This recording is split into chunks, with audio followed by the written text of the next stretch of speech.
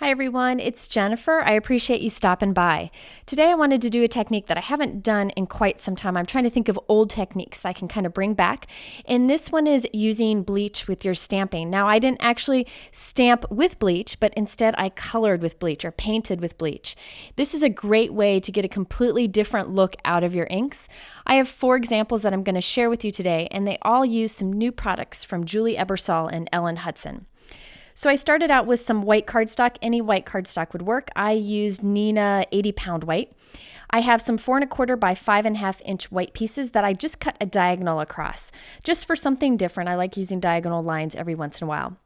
Now I need to ink up this piece heavily with Distress ink. Now you can use any inks you have on hand and see if those work. I know lots of dye inks work for this technique, but I really like the colors that you get when you use bleach on Distress ink. So I covered my paper with the Twisted Citron, which is a new bright green color. And I'm using my ink blending tool just to add a little darker mowed lawn around the edges, just for a little depth. So you really want to saturate this paper with as much ink as you can. I think it just gives better results. While I have my inks out and I'm getting messy, I'm going to go ahead and create all 4 of the colored backgrounds for the 4 different cards. For this second example, I'm going to use the Blueprint Sketch, which is one of my new favorite colors. It's a bright royal blue. I'm going to heavily apply that to the cardstock, and then I'm going to use Chipped Sapphire, which is kind of like a navy color, and add that with my inking tool to the edges for a little bit of depth. For red, I decided to put down Barn Door first and then add some darker red fired brick around the edges with the inking tool. Now I just randomly picked whatever colors I want. If you want to, you can try out different colors of ink, put a little bit of bleach on it and see what color reaction you get. They all act a little bit differently. I do know that the blues look really cool when you put the bleach on top, but you can play around with what you have. This one is peacock feathers with a little blueprint sketch around the edges. Okay, so now that we have all of our backgrounds ready, it's time to go ahead and do some embossing, which we will color in with the bleach. Since we're going to do heat embossing on these inked backgrounds, it's really important that I dry it completely. Distress inks stay wet a little bit longer than most dye inks, which is a great thing, which I'll show you in a moment. But if we don't heat set these completely, powder may stick all over the background when we do our heat embossing on top. So I want to make sure it's dry. So now I'm going to start with this blue background because this one's my favorite. We're going to heat emboss some leaves on it. But as I mentioned, I want to make sure powder doesn't stick everywhere. So just to be extra careful, I'm going to use my anti-static powder tool over the whole surface. I really think this tool is very handy to have, but if you don't have one, you could use a dryer sheet instead. Now I'm going to stamp this leaf image repeatedly. This is from one of the new Julie Ebersol Ellen Hutson stamp sets. I think this is a fantastic set. I'm going to stamp it repeatedly over the background with the Blueprint Sketch Distress ink. That's a tongue twister. Now this is the same color that I used to create the background, but since the background is dried, it lightens a little bit, and this is wet, so it'll stay dark a little bit. And we're going to put clear embossing powder on this. So Distress ink, if you move quick enough, will stay wet long enough for you to do heat embossing, which is a really great feature of Distress ink. So I'm going to put on some embossing powder. I'm not going to do the whole background at once because I don't want the first stamped images to dry while we're moving on. So I'm going to go ahead and stamp a few, add the powder, and then stamp the rest. And then we will heat set it in the end. I really like the tone-on-tone look you get by heat embossing the same ink that you used for the ink background. You could use a watermark ink for that embossing if you want to, but since I have the Distress ink out, I might as well put it to use. Now it's time for the fun part. We're going to add some bleach. This is a water brush pen that I have filled with regular old bleach.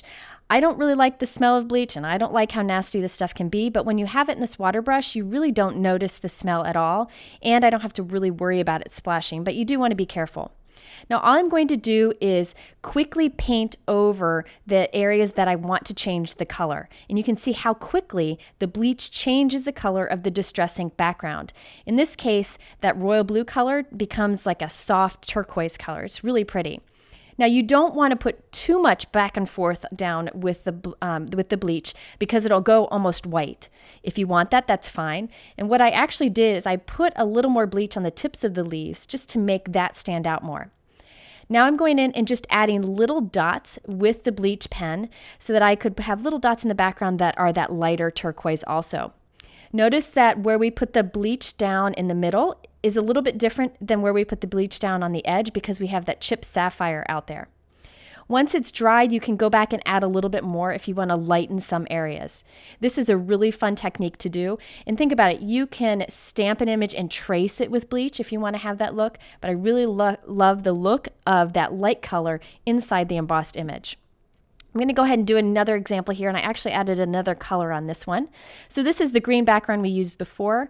I am taking a holly leaf image from another one of the new Julie Ebersol Ellen Hutson stamp sets, and I'm going to heat emboss this repeatedly using the Twisted Citron Distress Ink once again. This is, again, the color of the inked background that I've done. So after I've stamped a few of the little hollies and heat embossed those, I'm going to go ahead and add the bleach. The reason I'm doing this is I wasn't really certain how my spacing needed to be when I started to add the little holly berries. When you add the bleach to this green inked background, you get like a pool color, which I think is a fun contrast. Now, I do want to mention that I don't store bleach in this water brush pen. I use this water brush pen just for bleach. However, when I'm done using it, I go and rinse it really well. I'm not really sure what bleach will do maybe to the bristles of this pen over time, and I don't want to try to figure it out. So instead, I just rinse it out, but whenever I do this technique, I refill it with a little bit of the bleach. Now, I also drew in some holly berries at the tip of each of these holly leaves. Now, I went and I drew them in, and they're like a pool color, like the leaves. But what I did is after it dried, I went back and colored over the berries again to make them even lighter because I want these berries to be almost white so that I can come in with some red paint and turn them like a soft red color.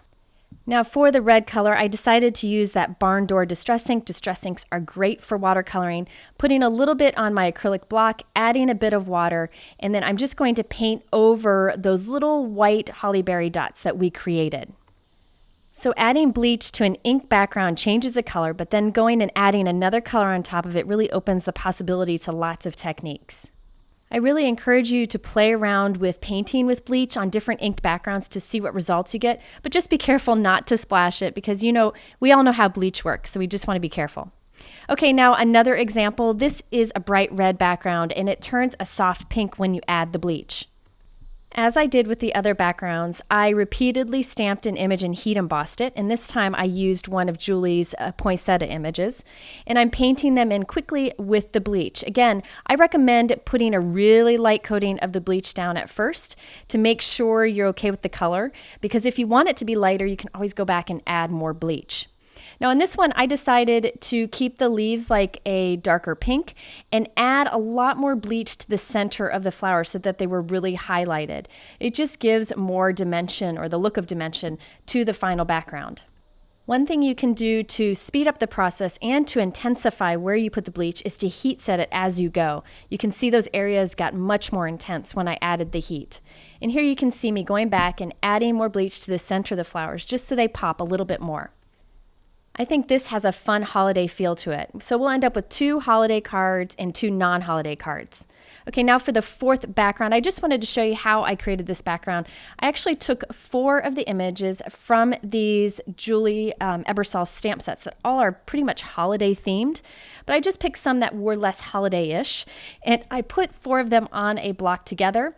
And this saves me a lot of time in creating this stamped background because I have all the images together, so I only have to stamp it a few times instead of doing each one individually. After heat embossing it, I went ahead and added the bleach. Now I'm playing this fast here so you can see how quickly that bleach reacts with the background. So in the case of this example, my background had like a teal color to it, and when I added the bleach, it turned like a bright blue and then softened to a light blue. So it's fun to see what different combinations you get depending on what inks you used. I find these work great with distress inks, but you can try them with any of dye inks you may have. Now I did decide to go back and add little highlights of extra bleach just to the center of the flowers and the tips of the berries. That really makes a big difference in the end because it has those little touches of highlights. And in case you were wondering, I checked and the smell of the bleach doesn't really stick on the card, so you don't have to worry about that. Okay, let's finish off the cards. I wanted to keep the sentiment very simple but have some pizzazz to it, so I decided to use glitter paper and glitter embossing powder. The sentiment die that I'm using is the Celebrate. This is from one of Julie Ebersol's older die sets. I decided to use Stick It on the back of my glitter paper. So what I do is I cut a piece of this Stick It product, which is a very thin double-sided adhesive. I cut it to about the size of my die. And then I put this on the back of whatever paper I'm going to use. I'm using some American Crafts glitter paper. This has some pretty bold glitter on it because I really wanted it to stand out. So I'm taking the release paper off one side of the stick-it, putting on the back of the glitter paper, and then trimming that down. So now when I go to die cut my word, it will have the stick-it on the back, and I don't have to worry about getting adhesive on the back of that delicate die cut. By the way, I find this glitter paper die cuts beautifully. If you need to, you can add a shim under your cutting plate. For the 2 holiday cards, I wanted the sentiment to be Celebrate Christmas.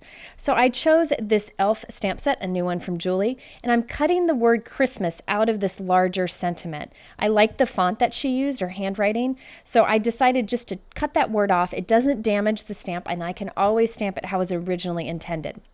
I'm going to use black cardstock here, so I'm using my anti-static powder tool. I'm stamping the word Christmas with Versamark ink, and then I'm going to add Wow Gold Glitter Embossing Powder. This is a great gold glitter powder, and it matches quite nicely with the glitter paper that we used for our word die cut. After I heat set the embossing powder, I trimmed the black cardstock into a thin strip, and I added that right along the diagonal line of our red background. Adding the word die cut is very easy because we have the adhesive on the back already. You just remove the release paper, and I like using tweezers to kind of hold the word die cut as we put it right in the position that we want. The nice thing about the Stick It product is that it doesn't stick permanently until you press it down, so you have some time to move it around after you've put it down lightly. Once you're happy with its location, I just take a bone folder or my fingernail and really rub it into place, and you don't have to worry about any of it peeling up. I felt like I needed a third splash of gold glitter, so I cut a super thin strip of the gold glitter paper, and I'm adding that right under the black. If you don't have gold glitter paper, you could create your own by embossing a large area of that gold glitter embossing powder on cardstock and die cutting from that and cutting a strip from that. I did the exact same sentiment on the other holiday card. Now for the other 2 cards, the blue cards, I did a non-holiday theme. So I used a silver glitter word die cut. Again, I'm using the Celebrate. But I decided to use a matching silver glitter embossing powder for the sentiment So Proud of You. So it could be like a celebration congratulations card. The So Proud of You is from a clearly besotted stamp set called My Hero. And I really like the sentiments that come in that set because they match nicely with a lot of word die cuts that I have. So there's the finished dark blue card, and then also the teal card with the same sentiment.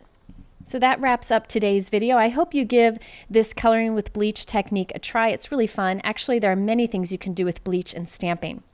I always link to the products that I use in the video in my YouTube description below, but I think it's easier to just head over to my blog at jennifermcguireinc.com, where I'll have all the information you'll need. Be sure to also head to my blog because I do have a giveaway. Thanks so much for watching, and I'll see you again soon.